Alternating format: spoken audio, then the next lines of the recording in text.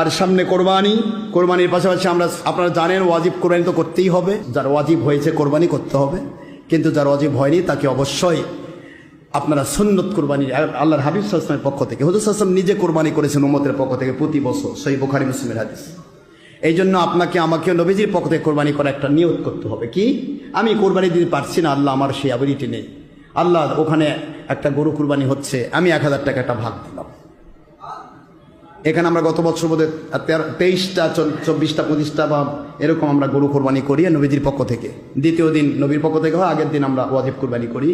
ওয়াজিব কোরবানি বাদ দিয়ে নয়, ওয়াজিবের পাশাপাশি নবীজির পক্ষে, মনে থাকবে তো, নবীজির পক্ষ থেকে কোরবানি করা এটা কোরবানি কবুল হওয়ার ওসিলা।